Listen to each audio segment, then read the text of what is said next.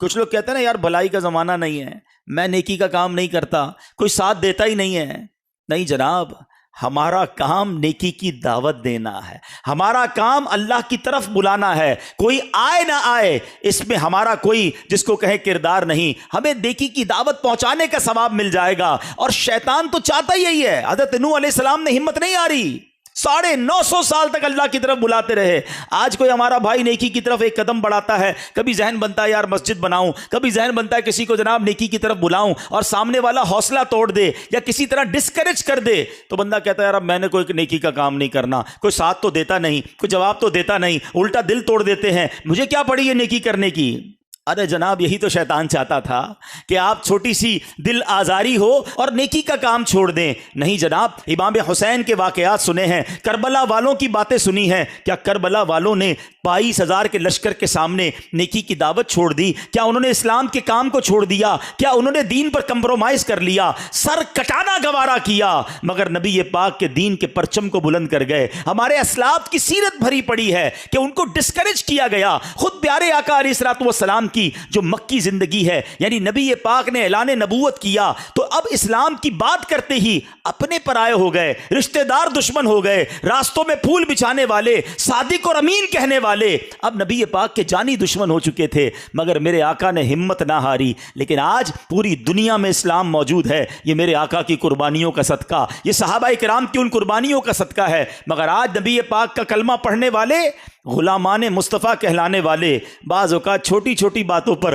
دل توڑ دیتے ہیں۔ نہیں جناب، ہم نے نہیں کرنی نیک کا کام۔ ہم نے دعوت اسلامی والے بھی مجھے سن رہے ہیں، مدنی قافلے میں جاتے ہیں، کوئی دل توڑ دے، بیان کرنے گئے کسی نے ساتھ نہیں دیا، ہم کہتے نہیں بھائی اب نہیں جائیں گے۔ ایسا نہ کیا کرو، شیطان چاہتا یہی تھا کہ تم کسی طرح نیکی کے راستے سے ہٹ جاؤ۔ تو اے پیارے اسلامی بھائیوں، یہ ہسٹری رہی ہے۔ اگر آپ انبیاء کی ہسٹری پڑھیں، آپ صحابہ کی ہسٹری پڑھیں، اولیاء کرام کی ہسٹری پڑھیں، ان کو ریڈ کارپٹ ویلکم نہیں ملا، ان کو بھی بڑی مشکلیں اٹھانی پڑی۔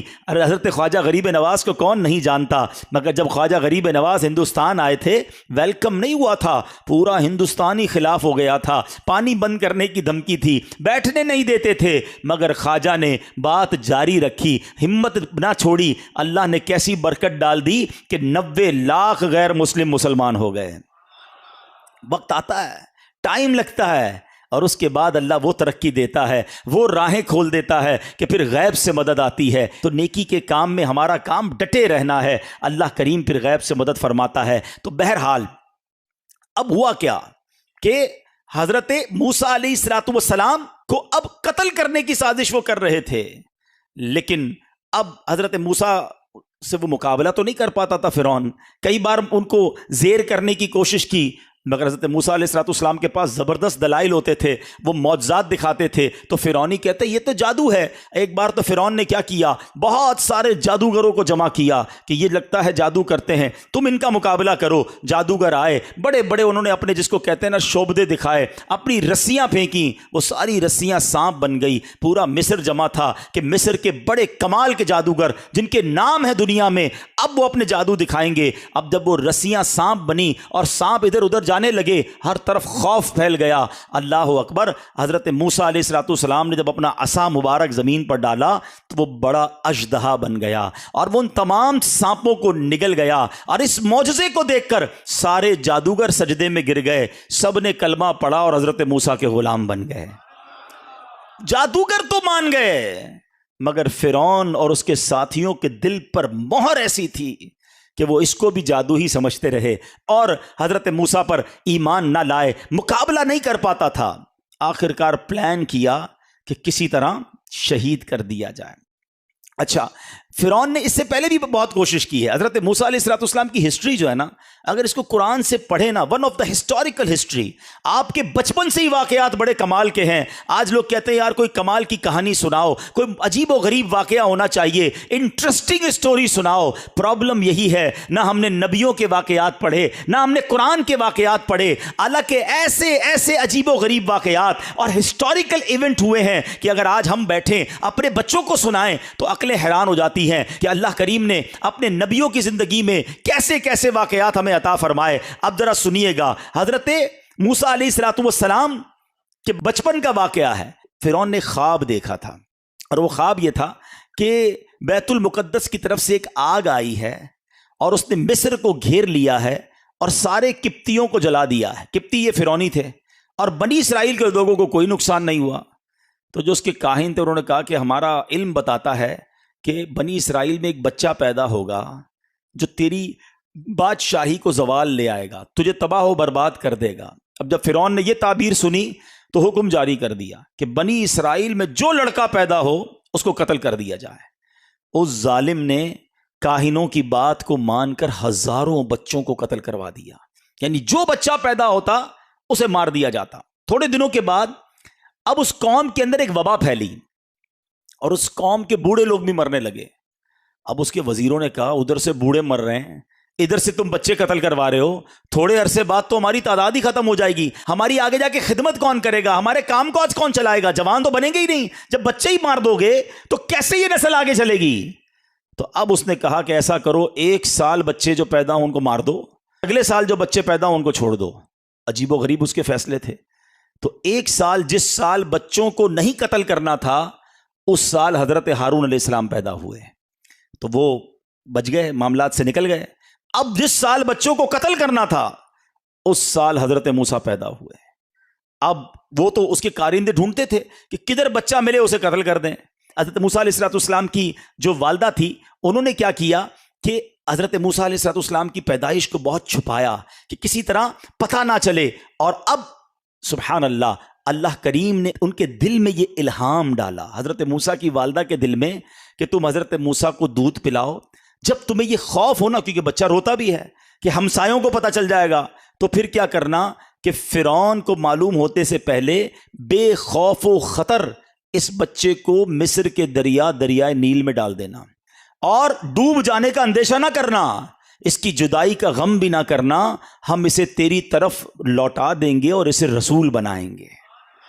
اچھا, یہ پوری بات اللہ کریم نے قرآن میں بیان فرمائی. حضرت موسیٰ کی والدہ کا نام کیا تھا؟ یوحانز, اور آپ لاوی بن یعقوب کی نسل سے ہیں. پہلے آپ کے دل میں یہ بات ڈالی کہ بچے سے گھبرانا نہیں, اس بچے کو پانی میں ڈال دینا, یہ ڈوبے گا نہیں اور فرعون بھی نقصان نہیں پہنچائے گا, یہ بچہ واپس بھی تمہارے پاس آئے گا اور اس کو رسول بھی بنایا جائے گا. اب ایک ماں ہے, اس کو پتا ہے پورے شہر کے بچے قتل کیے جا رہے ہیں, میرا بچہ کیسے بچ سکتا ہے, لیکن اللہ کریم نے دل میں یہ بات ڈال دی. اور اس بات کو قرآن سورہ قصص میں کتنے پیارے انداز میں بیان فرماتا ہے. میں یہ واقعہ بیان کرتے کرتے تھوڑا سا توجہ یہ بھی دلانا چاہوں گا کہ دیکھو یہ سب رب کے کلام میں موجود ہے, یہ ہمیں پہلے کیوں نہیں پتا, یہ ہم نے پہلے کیوں نہیں پڑھا, اور اپنے بچوں کو, اپنی فیملی کو یہ واقعات ہم کیوں نہیں سناتے. سنو اللہ قرآن میں کیا فرماتا ہے. بسم اللہ الرحمن الرحیم.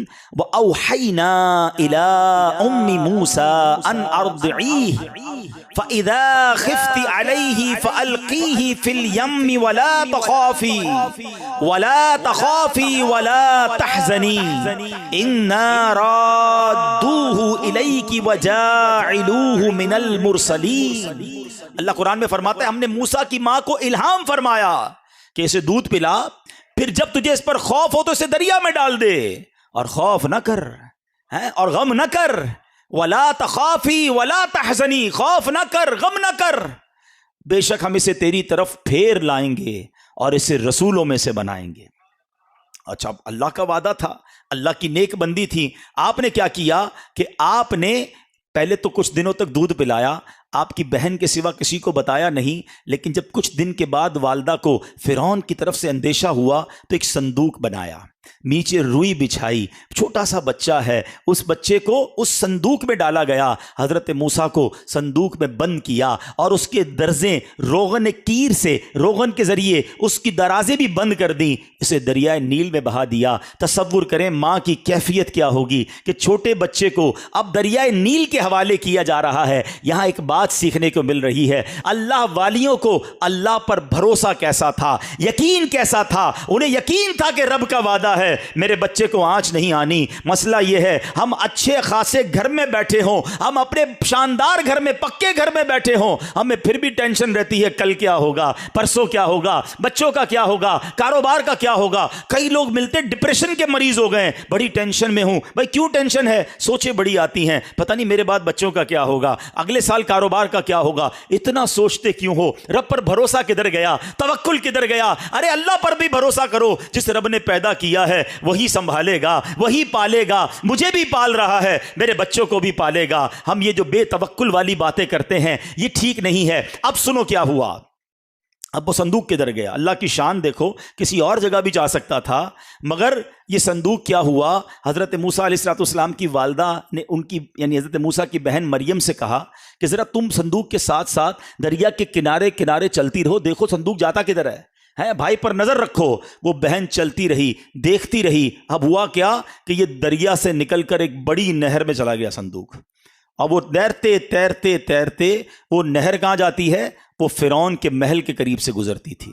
حسن اتفاق دیکھیں کہ فرعون اپنی بیوی آسیہ کے ساتھ نہر کے کنارے بیٹھا ہے. نہر میں صندوق دیکھا, غلاموں کو کہا وہ صندوق اٹھا کر لاؤ. جس کے کارندوں سے بچانے کے لیے بچے کو پانی میں ڈالا ہے وہ صندوق اسی ظالم کے ہاتھ میں چلا گیا. اب جیسے ہی صندوق کھولا گیا, ایک چاند سا چہرے والا, ایک نورانی چہرے والا بچہ اس صندوق میں ہے, مسکرا رہا ہے, کھلکھلا رہا ہے. سبحان اللہ, ایسی وجاہت تھی, آثار ایسے اس کی پیشانی پر تھے. حضرت آسیہ کے دل میں تو محبت آئی, فرعون کے دل میں بھی اللہ نے تھوڑی دیر کے لیے محبت ڈال دی. فرعون کی قوم نے ورگلایا کہ یہ وہی بچہ نہ ہو جو تمہیں مارنے والا ہے, تم نے خواب دیکھا تھا. فرعون کی بیوی کیا کہتی ہے؟ حضرت آسیہ کہتی ہے یہ بچہ میری اور تیری آنکھوں کی ٹھنڈک بنے گا, اسے قتل نہ کرو, ہو سکتا ہے یہ ہمیں نفع دے, ہم اسے بیٹا بنا لیں. فرعون کی بیوی آسیہ بڑی نیک خاتون تھی, انبیاء کی نسل سے تھی, غریبوں اور مسکینوں پر رحم کیا کرتی تھی. انہوں نے فرعون سے یہ بھی کہا کہ یہ بچہ تو 1 سال سے بڑا معلوم ہوتا ہے. حضرت موسیٰ علیہ السلام کی جو گروتھ تھی نا وہ بڑی زبردست تھی. آپ ابھی 1 سال کے ہوئے نہیں تھے, دکھنے میں آپ 1 سال سے زیادہ کے لگتے تھے. تو حضرت آسیہ نے کہا کہ یہ 1 سال سے بڑا معلوم ہوتا ہے, لگتا ہے یہ اس سال پیدا ہوا ہے جس سال تم نے کہا تھا قتل نہیں کرنا ہے. اچھا یہ پتہ نہیں پانی میں آ رہا ہے, ہمارے یہاں کا ہو ہی نہ, کسی اور ملک سے آ رہا ہو. ہمیں تو اپنے ملک میں پیدا ہونے والے بچوں سے فکر ہونی چاہیے, یہ کسی اور سرزمین سے آیا ہوگا, لہٰذا تم اسے قتل نہ کرو. اللہ کی شان دیکھیں, وہ فرعون جو ہزاروں بچے قتل کروا چکا تھا حضرت موسیٰ کی تلاش میں, حضرت موسیٰ اس کے گھر پہنچ گئے, اس کو قتل نہیں کروایا. یہ جو میں جتنی باتیں کر رہا ہوں یہ سب قرآن میں موجود ہیں. اب حضرت موسیٰ علیہ السلام کی والدہ نے سنا کہ ان کو پتہ چل گیا, بیٹی نے آ کے بتایا کہ ماں جی جس شیطان سے, جس ظالم سے بچے کو بچانا تھا وہ صندوق تو گھومتے گھومتے فرعون کے پاس ہی پہنچ گیا. اللہ اکبر. ماں کا دل, ماں کی کیا کیفیت ہوئی ہوگی کہ میں نے, اللہ نے تو وعدہ فرمایا تھا کہ میرے بچہ نہ ڈوبے گا, اس کی حفاظت ہوگی, یہ میرے پاس واپس بھی آئے گا. یہ بچہ تو چلا ہی ادھر گیا کہ جدھر مجھے بچانا تھا جس سے. ماں بے قرار. اللہ اکبر. وہ کہتی ہے کہ میں جا کر کہہ دیتی ہوں فرعون کے دربار میں یہ میرا ہی بیٹا ہے, کیوں میرے بیٹے کو تم نے لیا ہے. اب پھر اللہ نے دل میں الہام پیدا فرمایا, پھر انہیں الہام کیا گیا کہ وعدے پر یقین رکھو, بچہ تمہیں لوٹایا جائے گا. It's amazing. یقین کریں, آپ جب یہ واقعہ پڑھتے ہیں نا, اللہ کی قدرت کا وہ شاہکار واقعہ ہے, ایمان تازہ ہوتا ہے, رونگٹے کھڑے ہو جاتے ہیں. جب قرآن کی آیتوں کو پڑھیں, اللہ پھر فرما رہا ہے وعدے پر یقین رکھنا, تمہیں بچہ واپس لوٹایا جائے گا, ہم تمہیں واپس لوٹائیں گے. اللہ قرآن میں کیا فرماتا ہے؟ وَأَصْبَحَ فُؤَادُ أُمِّ مُوسَى فَارِغًا إِن كَادَتْ لَتُبْدِي بِهِ لَوْلَا أَرَّبَطْنَا عَلَىٰ قَلْبِهَا لِتَكُونَ مِنَ الْمُؤْمِنِينَ. اللہ قرآن میں فرماتا ہے اور صبح کے وقت موسیٰ کی ماں کا دل بے قرار ہو گیا. بے شک قریب تھا کہ وہ اسے ظاہر کر دیتی, ماں دوڑتی بھی جاتی اور محل میں اعلان کرتی میرا بچہ ہے, کیوں اسے لے لیا ہے. مگر اللہ فرماتا ہے اگر ہم اس کے دل کو مضبوط نہ کرتے کہ وہ ہمارے وعدے پر یقین رکھنے والوں میں سے رہے. اب کیا ہوا؟ اب اللہ تعالیٰ نے اپنی قدرت سے حضرت موسیٰ علیہ السلام کو یہ روک دیا کہ وہ کسی عورت کا دودھ نہ پئیں. حضرت آسیہ نے, فرعون کی بیوی نے اپنے گھر میں تو رکھ لیا, مگر دودھ پلانے والی تو چاہیے نا. اب مصر سے دائیاں بلائی گئیں, ایک ایک کر کے بہت ساری دائیاں آئیں. حضرت موسیٰ کسی کا دودھ نہ پیے. اب فرعون بھی پریشان, حضرت آسیہ بھی پریشان کہ دودھ تو پلانا ہے بچے کو. اب اتنے میں کیا ہوا کہ دائیوں کے ساتھ آپ کی جو بہن تھی نا وہ بھی دیکھنے چلی گئی کہ ہوتا کیا ہے. صورتحال دیکھ کر انہوں نے کہا کہ میں تمہیں ایک ایسے گھر کے متعلق بتاؤں, ایک عورت ہے, اس کو بلا لو, وہ یہاں آئے گی نا تو انشاءاللہ یہ بچہ اس کا دودھ پی لے گا. ماں تھی وہ. اب انہوں نے بتایا نہیں کہ وہ میری ماں ہے اور حضرت موسیٰ کی بھی ماں ہے. تو فرعون نے کہا ٹھیک ہے لاؤ, کون ہے وہ عورت. جیسے ہی آپ کی والدہ آئیں, اللہ اکبر, حضرت موسیٰ جو ہیں وہ فرعون کی گود میں ہیں اور رو رہے ہیں. فرعون بڑی کوشش کر رہا ہے کسی طرح خاموش ہو جائیں, لیکن جب والدہ تشریف لائیں, ماں کی خوشبو سونگی حضرت موسیٰ کو قرار آ گیا. ابھی تو کمرے میں داخل ہوئی ہیں اور حضرت موسیٰ گود میں جو ہیں وہ خاموش ہو گئے ہیں, ریلیکس ہو گئے ہیں. اب جیسے ہی ماں نے گود میں لیا, اللہ اکبر, حضرت موسیٰ نے دودھ پینا شروع کر دیا. اب ایک بڑا ٹرننگ پوائنٹ آیا. فرعون کہتا ہے بتاؤ تم ہو کون, تمہارا اس بچے سے تعلق کیا ہے. تھا تو بڑا ذہین, خدائی کا دعویٰ کیا تھا, ظالم بھی بڑا تھا. کہتا تمہارا اس بچے سے کیا تعلق ہے, سارے شہر کی عورتوں کا دودھ نہیں پیا اور تمہارا دودھ کیسے پی لیا اس نے. بڑا خطرناک ٹرننگ پوائنٹ تھا. اب آپ کی والدہ کی ذہانت دیکھیں, کیسا شاندار. تفسیر قرآن میں واقعہ لکھا ہے. جواب کیا دیا آپ کی والدہ نے. آپ کی والدہ کہتی میں ایک عورت ہوں, پاک صاف رہتی ہوں, میرا دودھ خوشگوار ہے, جسم طیب ہے, اس لیے جن بچوں کے مزاج میں نفاست ہوتی ہے وہ کسی عورت کا دودھ نہیں پیتے, میرا دودھ پی لیتے ہیں. ایسا نفیس بچہ ہے. یہ نہیں کہا میں اس کی ماں ہوں اور یہ بھی نہیں کہا ماں نہیں ہوں. کیا خوبصورت جواب دیا, جن بچوں میں نفاست ہے وہ میرا دودھ پی لیتے ہیں. اللہ اکبر. فرعون نے کہا ایسا کرو پھر یہ بچہ تم ہی لے جاؤ, اپنے گھر پہ پالو, گھر جا کر دودھ پلانا. اللہ اکبر. ماں اپنے لختے جگر کو گھر لے آئی. اللہ کا وعدہ پورا ہو گیا. رب نے وعدہ فرمایا تھا گھبرانا نہیں, ڈرنا نہیں, بچہ واپس لوٹائیں گے. یہ ہے میرے رب کی شان. جب رب حفاظت فرماتا ہے تو شیطان کے چنگل سے, فرعون کے چنگل سے, ظالم کے چنگل سے بھی نکال لاتا ہے. اصل چیز بھروسہ ہونا چاہیے. حضرت موسیٰ علیہ السلام کی ماں کو رب پر بھروسہ تھا. بچہ پانی کے حوالے کیا, اللہ نے فرعون کے گود سے اٹھا کر اللہ نے حضرت موسیٰ کی والدہ میں گود میں عطا فرما دیا. کیا واقعہ ہے. اور سیکھنے کو یہی ملتا ہے. بندہ کہتا ہے نا یار اب پھنس گیا ہوں, اب نکل نہیں سکوں گا, اب مسئلہ حل نہیں ہوگا, اب ٹینشن دور نہیں ہو سکتی, ایسا بڑا پرابلم آ گیا ہے کوئی حل نہیں کر سکتا. نہیں میرے پیارے اسلامی بھائیوں, مایوسی کی باتیں نہ کیا کرو, ٹینشن میں نہ آیا کرو, اللہ پر بھروسہ رکھو. آج میں آپ کو ایک وظیفہ بھی بتاؤں گا. آج جو میں نے واقعہ شروع کیا ہے حضرت جزعیل کا, اس واقعے کو سننا, اللہ کی قسم اللہ نے قرآن میں ہی ہمیں ایک وظیفہ دے دیا ہے اور وہ کمال کا وظیفہ ہے. اگر میرا کوئی بھائی یہاں ٹینشن میں بیٹھا ہے, کاروباری پرابلم ہے, فیملی پرابلم ہے, بیماری کا مسئلہ ہے, what ever calamity and problem you have, آج غور سے سنو. ایک تو اس واقعے سے سبق لے لو کہ اللہ چاہے تو کیا کچھ کر سکتا ہے. ان اللہ علی کل شیء قدیر. میرے رب نے اپنی قدرت کا نظارہ دکھایا. ماں سے کیا ہوا جو وعدہ تھا, ماں کو وہ بچہ واپس عطا فرمایا. اب کیا ہوا, حضرت موسیٰ روز ماں کا دودھ پیتے تھے اور ماں حضرت موسیٰ کو دودھ پلانے کے لیے فرعون معاوضہ بھی دیتا تھا. کمال دیکھو, ماں تو ویسے ہی بچے کو خوشی خوشی دودھ پلا رہی ہے. فرعون روزانہ سونے کی ایک اشرفی بھجواتا تھا, روز دودھ پلانے کی ایک اشرفی انعام میں ملتی تھی. اب دودھ چھوٹنے کا وقت آ گیا. اب فرعون کے پاس حضرت موسیٰ کو واپس کرنا تھا.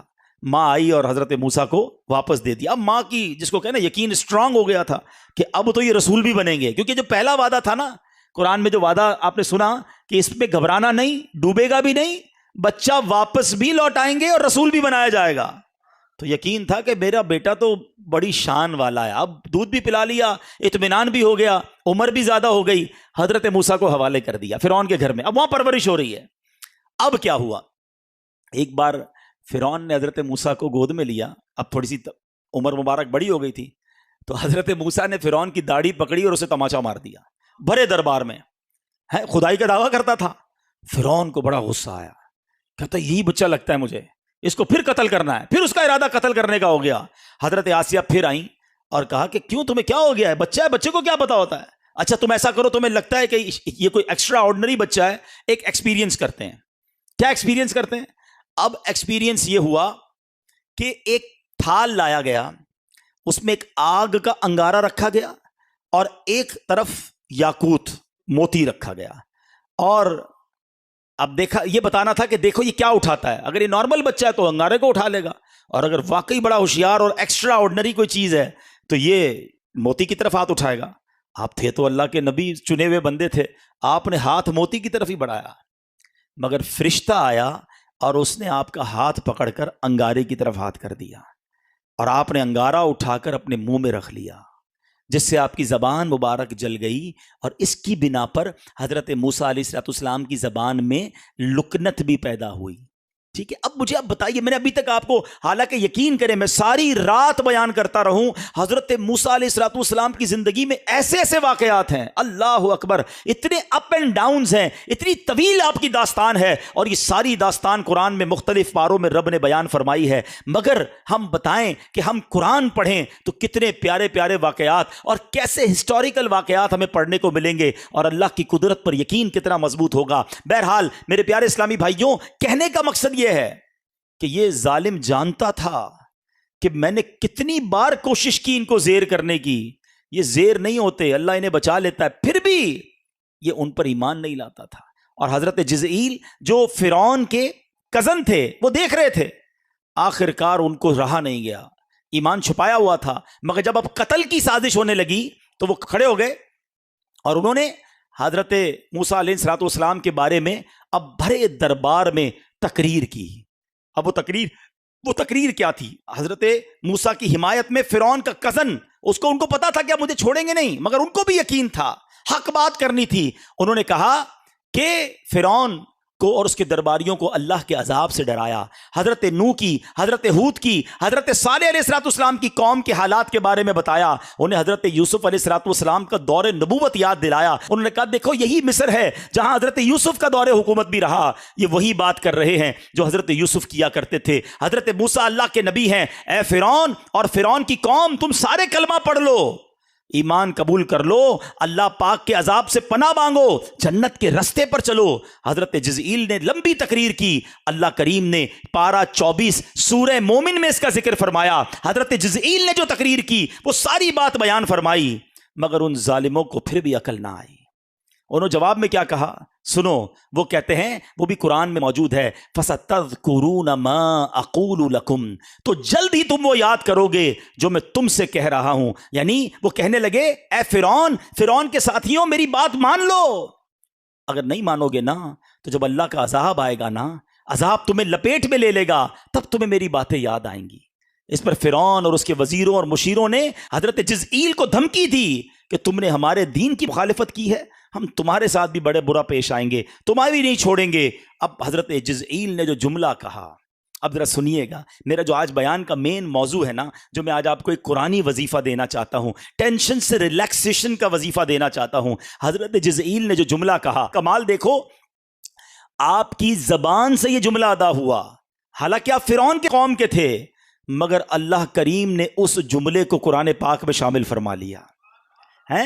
اب وہ کہا کیا انہوں نے کہا وَأُفَوِّضُ أَمْرِي إِلَى اللَّهِ إِنَّ اللَّهَ بَصِيرٌ بِالْعِبَادِ. دھمکی دی نا، نہیں چھوڑیں گے، تمہارا بیڑا غرق کر دیں گے، تمہارا نام مٹا دیں گے. جواب میں اس اللہ کے بندے نے جواب کیا دیا؟ کہتے ہیں میں اپنے کام اللہ کو سونپتا ہوں، وَأُفَوِّضُ أَمْرِي إِلَى اللَّهِ، اپنے کام اللہ کو سونپتا ہوں، بے شک اللہ بندوں کو دیکھتا ہے. حضرت جزئیل نے ایسا ہی کیا، اللہ کو اپنے کام سپرد کر دیے. اللہ کریم نے آپ کی حفاظت کیسے فرمائی کہ فرعون کسی دربار سے تو چلے گئے، پہاڑ پر جا کر اللہ کی عبادت میں مصروف ہو گئے. فرعون کے سپاہیوں نے، فرعون نے کہا جاؤ پکڑو جا کر ان کو چھوڑنا نہیں ہے. سپاہی گئے تو دیکھا شیر اور چیتے ان کے ارد گرد پہرا دیے ہوئے ہیں. اللہ نے ان خونخوار جانوروں کو بھیج دیا جو لوگوں کو چیڑ پھاڑ کر رکھ دیتے ہیں. مگر جب یہ منظر دیکھا فرعونیوں نے، ان کے رونگٹے کھڑے ہو گئے اور وہ واپس آ گئے. تو پتا چلا مدعی لاکھ برا چاہے تو کیا ہوتا ہے، وہی ہوتا ہے جو منظور خدا ہوتا ہے. اے میرے پیارے اسلامی بھائیوں، خدا کی قسم اس آیت کو جو ہے نا آپ یاد کر لو اور اس کا لطف لو، اس کی فیلنگ محسوس کرو. جب آپ پریشان ہونا، جب آپ کو لگے نا کہ سب ختم ہو گیا ہے، اب میں پھنس گیا ہوں، بعض اوقات فیلنگ آتی ہے ایسی کہ یار ایسی مصیبت آ گئی ہے کہ اس سے کیسے نکلوں گا، ڈاکٹروں نے منع کر دیا ہے، بیماری ایسی ہو گئی ہے، گھر میں جھگڑا ایسا ہو گیا کہ اب طلاق تک نوبت پہنچ گئی ہے، ارے جناب قرضہ اتنا بڑا چڑھ گیا کہ نکلوں گا کیسے، معاملہ دشمن اتنے ہو گئے کہ بچوں گا کیسے. ارے کچھ بھی ہے، پہلے اللہ کو سونپ کر تو دیکھو نا. وَأُفَوِّضُ أَمْرِي إِلَى اللَّهِ. کبھی آنکھیں بند کر کے یہ آیت پڑھا کرو اور سوچو اب کیا رہے ہو. اس کا ترجمہ کیا ہے؟ میں اپنے کام اپنے اللہ کو سونپتا ہوں، اپنی ساری چیزیں اپنے رب کو سونپتا ہوں. رب کیا فرماتا ہے؟ ان اللہ بصیر بالعباد. بے شک اللہ بندوں کو دیکھتا ہے. وہ دیکھ رہا ہے میرے ساتھ جو ہو رہا ہے نا، وہ دیکھ رہا ہے. وہ کریم ہے، وہ میری ماں سے زیادہ مجھے چاہنے والا ہے. ہمارا پرابلم یہی ہے، ہمیں سب پر بھروسہ ہے، ہمیں رب پر بھروسہ نہ رہا. ہم سمجھتے فلاں منسٹر سے تعلق ہوگا نا تو کام ہو جائے گا، فلاں کے پاس جاؤں گا تو مسئلہ حل ہو جائے گا، کوئی سیٹ ہوگی نا میرے پاس تو میرے مسئلے حل ہو جائیں گے، کسی علاقے کا چودھری بن جاؤں گا، کسی انجمن کا صدر بن جاؤں گا، یا اتنا بینک بیلنس ہوگا نا تو پھر بچے بھی سخی رہیں گے، اتنے پیسے بنا لوں اس کے بعد سب سیٹ ہو جائے گا. ہم دنیا کے پیچھے بھاگ رہے ہیں. ہمیں لگتا ہے جب تک یہ معاملات ہوں گے، جب سارے کام حل ہو جائیں گے. یہ ہماری بھول ہے. یاد رکھو اگر پیسے سے خوشی خریدی جاتی ہوتی نا تو کوئی امیر وہ پریشان نہ ہوتا، کوئی مالدار ٹینشن میں نہ ہوتا.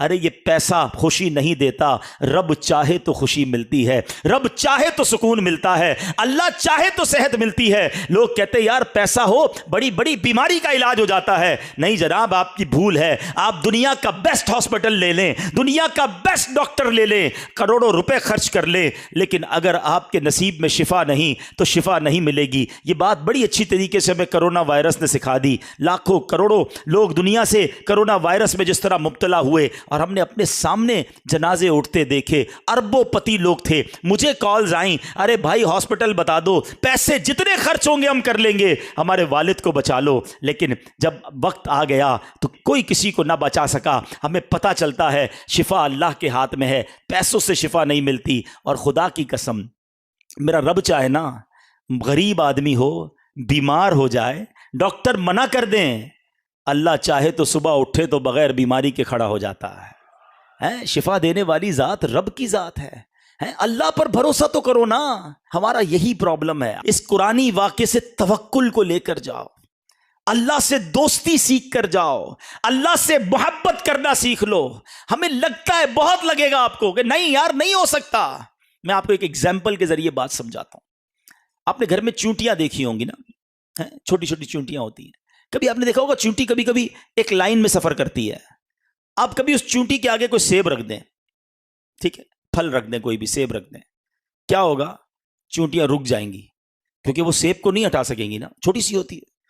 اچھا چونٹی کے لیے سیب کیا ہے؟ پہاڑ بن جاتا ہے. اس کو پہاڑ لگتا ہے، وہ رک جائے گی، راستہ ٹرن کر لے گی. اگر آپ اسی سیب کو اٹھا کے جیب میں رکھ لیں اب کیا ہوگا؟ راستہ کلیئر ہو جائے گا. ایسا ہی ہے نا، چونٹی کے لیے کیا تھا؟ وہ سیب، پہاڑ. آپ کے لیے کیا تھا؟ سیب. آپ نے اٹھا کے جیب میں رکھ لیا. اب ذرا اپنی مصیبت کو یاد کرو.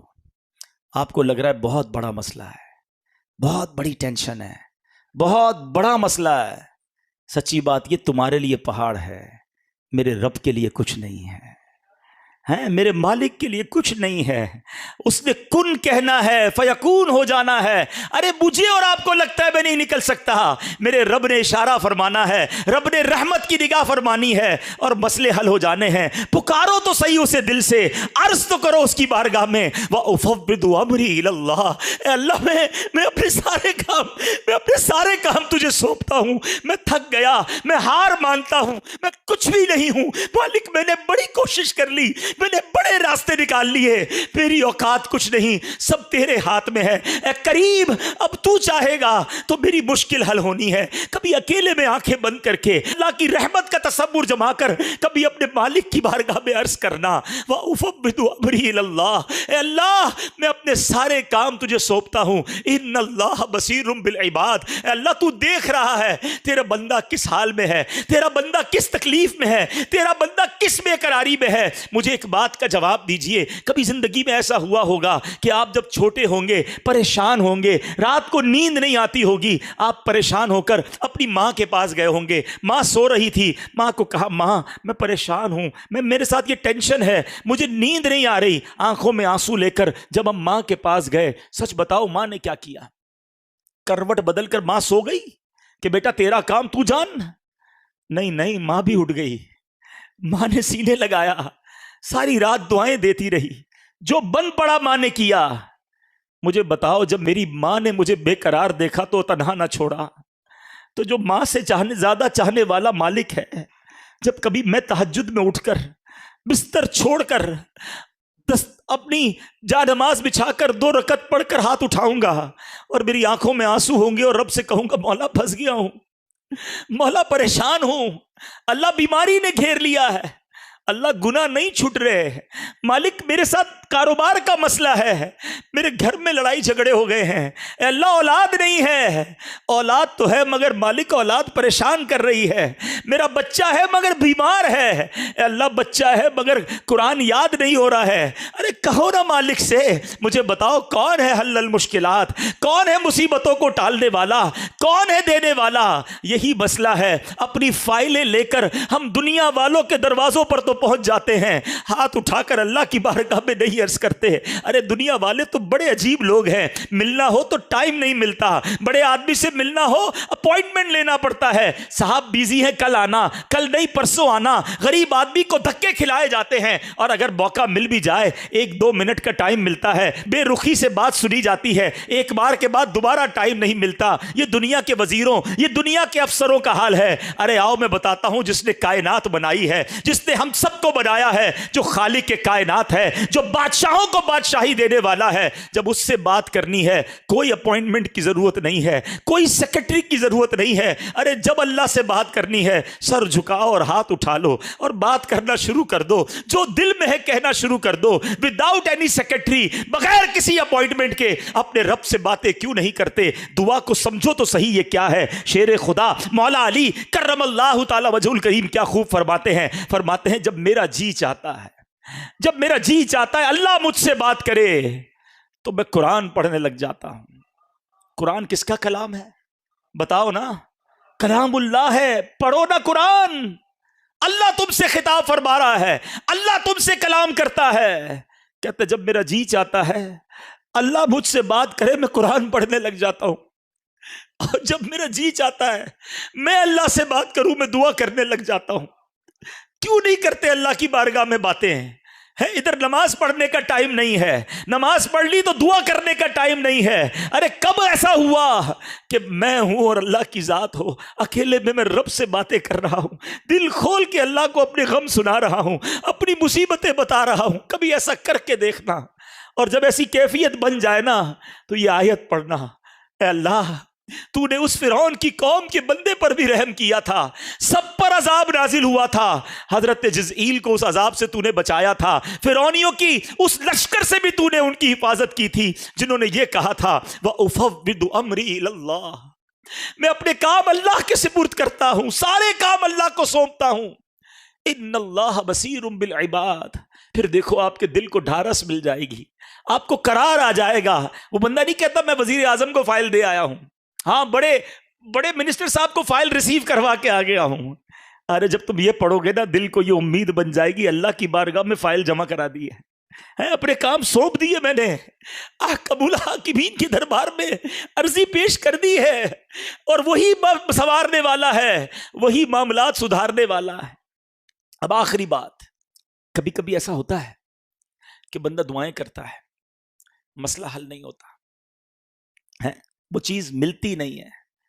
اب جب یہ نہیں ملتی نا تو اب انسان کی کیفیت بدلتی، شیطان ہے نا کہ تیری دعا تو سنی نہیں جاتی، اتنی دعائیں کی، مزار پہ جا کے بھی دعا کی، مکے جا کے بھی دعا کی ہے، مدینے جا کے بھی دعا کی، فلاں بزرگ سے بھی دعا کرائی، مسئلہ تو حل نہیں ہوا، نہ بیٹا ملا، نہ اولاد ملی، نہ کاروبار ٹھیک ہوا، نہ وہ پریشانی دور ہوئی۔ وہ مولانا صاحب تو کہہ رہے تھے دعا کرو مسئلہ حل ہو جائے گا۔ اب یہاں شیطان بندے کو اللہ سے دور کرتا ہے۔ اب یہ تھوڑا سا نقطہ سمجھ جاؤ گے نا تو اللہ سے پیار اور بڑھ جائے گا۔ آج میں چاہتا ہوں میرے سارے بھائی اپنے رب پر بھروسہ لے کے جائیں، اللہ سے محبت لے کے جائیں، سب سے زیادہ پیار اپنے مالک سے کرو، وہ ہمارا مالک ہے، ہمارا خالق ہے۔ میں تو بے لباس پیدا ہوا تھا، اس نے لباس دیا، بولنے نہیں آتا تھا، گونگا نہیں بنایا، اس نے زبان بھی دی، اندھا بھی نہیں بنایا، آنکھیں بھی دی، بہرا بھی نہیں بنایا، کان بھی دیے، عزت بھی دی، شہرت بھی دی، دولت بھی دی، کروڑوں سے اچھا بنایا، مگر میں اسی سے بدگمان رہوں، میں اسی کے بارے میں ڈبل مائنڈڈ رہوں، اللہ سے ہی محبت نہ کروں، پھر تف ہے میری زندگی پر۔ کاش مجھے سب سے زیادہ اپنے مالک سے محبت ہو جائے، اپنے مالک پر بھروسہ آ جائے۔ یہ شیطان تمہیں اپنے رب سے دور کرتا ہے. اب جب کبھی ایسا خیال آئے نا یار میں تو نماز بھی پڑھتا ہوں, میں تو دعائیں بھی کرتا ہوں, مسئلہ حل کیوں نہیں ہوتا, تو اب سنو میں آپ کو ایک دنیاوی اگزامپل کے ذریعے سمجھاتا ہوں. ایک والد ہو, آپ بھی والد ہوں گے, بڑے بھائی بھی یہاں بیٹھے ہوں گے, اور جب آپ کا چھوٹا بیٹا یا بھائی آپ کے سامنے بیمار ہو جائے, بخار ہو اس کو, گلا خراب ہو اس کا, اور وہ رونے لگے کہ مجھے آئس کریم کھانی ہے, مجھے جوس پینا ہے, ٹھنڈا جوس پینا ہے, کیا کریں گے؟ کھلائیں گے آئس کریم اس کو؟ ذرا جواب دیجئے. جوس پلائیں گے؟ وہ رو رہا ہے آپ کے سامنے, بہت رو رہا ہے. اچھا اب بالکل آپ کے برابر میں آپ کا ایک دوست بیٹھا ہے, وہ کہے یار کیسے ظالم باپ ہو یار, بچہ رو رہا ہے کیوں نہیں دے رہا آئس کریم اس کو, رو رہا ہے دے دو اس کو, شربت پلا دو. آپ کیا جواب دیں گے؟ میں باپ ہوں, مجھے پتا ہے کب اس کو کیا دینا ہے, ابھی دوں گا نا تو بیمار ہو جائے گا, گلا اور خراب ہو جائے گا, اس کو اور پرابلم, رونے دو اس کو, اس کا رونا ٹھیک ہے, اگر اس کو کھلا دیا تو یہ اور بیمار ہوگا. اب ذرا دل پر ہاتھ رکھ کے میرا جملہ سننا, تم باپ ہو اور تمہیں پتا ہے بچے کو کب کیا دینا ہے, میرے مالک کو نہیں پتا مجھے کب کیا دینا ہے. میں رو رہا ہوں وہ نہیں دے رہا, میں پکار رہا ہوں وہ نہیں دے رہا, تو کرو نا بھروسہ کہ میرے لیے یہی بہتر ہے, اس لیے تو نہیں دے رہا. کسی کے لیے مال بہتر ہے, کسی کے لیے غربت بہتر ہے, کسی کے لیے اولاد بہتر ہے, کسی کے لیے اولاد نہ ہونا بہتر ہے. کیا پتا تمہارے مقدر میں معذور اولاد لکھی ہو, ساری زندگی روتے رہتے. کیا پتا تمہارے مقدر میں ایسی اولاد لکھی ہو جو مار کے تمہیں گھر سے نکال دیتی. اللہ نے اولاد نہیں دی, یہی تمہارے لیے بہتر ہے. تم پیسے کے لیے رو رہے ہو, کیا پتا پیسہ آتا ایمان چلا جاتا. اللہ نے مال نہیں دیا, یہی بہتر ہے. جب تم والد ہو کر بہتر فیصلہ کرتے ہو, ماں ہو کر ماں بچوں کے لیے بہتر فیصلہ کرتی ہے, تو میرا خالق میرے بارے میں جو فیصلہ فرماتا ہے وہی بہتر ہے. بھروسہ کرنا شروع کر دو. ہیں ایک بار میں جب بھی اس طرح کا بیان کرتا ہوں مجھے ایک واقعہ یاد آ جاتا ہے, آخری واقعہ سنا دیتا ہوں. میں ایک بار افریقہ گیا, تنزانیہ, تو مجھے بعض اوقات عام لوگوں سے بھی بڑی باتیں سیکھنے کو مل جاتی ہیں. بزنس مین نے ایک بات سکھا دی مجھے, بیٹھ گئی دل میں نا, دماغ میں بیٹھ گئی. انہوں نے ایک بہت بڑا سٹی بنایا نا, ہاؤسنگ اسکیم, جس طرح آپ کی یہاں بھی سوسائٹیاں بنتی ہیں. مجھے کہا عبدالحبیب بھائی آپ ہمارے ملک آئیں, میں آپ کو لے جاتا ہوں, آپ ذرا دعا کروا دائیں. میں نے کہا چلے, ان کی دل جوئی ہو جائے گی. مجھے گاڑی میں بٹھا کے لے گئے. ان کی سوسائٹی جانے کے لیے ایک پل کراس کرنا تھا. اس پل پہ کچھ کام ہو رہا تھا. وہ پل کراس کیے بغیر ہم اس سوسائٹی میں جا نہیں سکتے تھے, کام ہو رہا تھا. انہوں نے بڑی کوشش کی, بڑا سورسفل آدمی تھا, بڑے اس نے فون وون بھی کیے کہ یار راستہ کھل جائے. راستہ نہیں کھلا. اگلے دن میری فلائٹ تھی تو واپس آئے, نہیں جا سکے. تو میں تھوڑا سا ان کو سمپتھی کر رہا تھا. میں نے ان کی دل جوئی کے لیے کہا کہ یار کوئی بات نہیں, انشاءاللہ پھر کبھی زندگی ہوئی میں آؤں گا تو چلوں گا, آپ دل چھوٹا نہ کریں. کہتا حبیب بھائی میری ایک عادت ہے, میرا کوئی کام ہو جائے نا, میں ایک بار اللہ کا شکر ادا کرتا ہوں, اور جب کام نہ ہو تو میں 2 بار اللہ کا شکر ادا کرتا ہوں. میں تو چونک گیا. میں نے کہا یار یہ کیا کہا, ذرا دوبارہ کہیے. اس نے دوبارہ ریپیٹ کی بات. میں نے کہا اس کا کیا مطلب ہے؟ کہتے ہیں کام ہو گیا تو اللہ نے کیا, نہیں ہوا تو بھی اللہ نے کیا نا, وہی بہتر تھا میرے لیے. میں نے کہا یار کیا توکل ہے آپ کا, مجھے اتنا مزہ آئی یہ بات. اب مجھے ایک بات بتاؤ, اگر یہ بلیف بن جائے, یہ یقین آپ کو اور مجھے مل جائے کہ میرا کام ہو گیا تب بھی اللہ کا شکر, اور نہیں ہوا جب بھی اللہ کا شکر, تو ٹینشن کہاں سے آئے گی پھر؟ ہمارا تو پرابلم ہی یہی ہے یار, اتنا اچھا سودا آیا تھا نکل گیا یار, بڑا افسوس ہے یار, آئٹم نکل گئی, کپڑا بڑا سستا مل رہا تھا, کاش پہلے لے لیتا, ڈالر تھوڑے دنوں پہلے لے لیتا, ڈالر بڑھ گیا یار, گھر کے پاس پلاٹ مل رہا تھا, بس تھوڑے پیسوں کی وجہ سے سودا نکل گیا, آج ڈبل قیمت ہو گئی. یہی سوچ سوچ کے ٹینشنیں ہیں. اور اگر یقین یہ ہو کہ وہی بہتر تھا, نہیں ہوا یہی میرے لیے اچھا تھا, یہ سودا نہ ہونا ہی اچھا تھا, یہ پلاٹ نہ ملنا ہی اچھا تھا, ادھر رشتہ نہ ہونا ہی اچھا تھا, ہم کیوں جو نہیں ہوتا اس پہ ٹینشن میں ہیں؟ ارے اللہ نے جو دیا ہے اس پر خوشیاں مناؤ, اللہ کا شکر ادا کرتے رہا کرو. اللہ کرے کہ آج یہ یقین ہو جائے کہ جو ہو رہا ہے وہی بہتر ہے میرے لیے, اللہ جو دے رہا ہے وہی میرے لیے بہتر ہے. آج اللہ سے عرض کرو, اللہ ہم تیرے فیصلے پر راضی ہیں, تیرے تمام فیصلوں پر راضی ہیں. اللہ آج تک اگر کوئی ناشکری کرتی ہے ہمیں معاف کر دے, اگر آج تک تیرے کسی فیصلے پر ہم نے اعتراض کر دیا ہے میرے مالک معاف کر دے, ہم تیرے بندے ہیں, ہو گئی غلطی, آج وعدہ کرتے ہیں مولا تیرے ہر فیصلے پر راضی رہیں گے. اللہ تجھ سے محبت کریں گے, تجھ سے مدد مانگیں گے اور تجھ پر توکل کریں گے. آج اپنے رب سے جس دن یہ وعدہ آپ نے کر لیا نا, آج اپنے اللہ سے جس دن یہ بھروسہ کر لیا, جب तवक्कुल की उस मेराज पे आप पहुंच गए कि आप अल्लाह पर भरोसा करने लग गए, फिर कोई मुश्किल नहीं रहनी है। दिल से दुआ मांगी जाओ, अल्लाह मुसीबतों को टालेगा। जो रब फिरौन की गोद से, जालिम की गोद से हजरत मूसा को वापस माँ के पास ला सकता है, वो मेरी मुश्किलें भी हल कर सकता है, वो मेरी परेशानियां भी दूर कर देगा। बस वो भरोसा रिक्वायर्ड है, वो कनेक्टिविटी रिक्वायर्ड है। अल्लाह मुझे भी अपनी ज़ात से मोहब्बत अता फरमाए, आपको भी अपनी ज़ात से मोहब्बत नसीब फरमाए, हमें तवक्कुल अता फरमाए। अल्लाह करीम अपने फैसलों पर हमें राज़ी रहने की तौफीक अता फरमाए।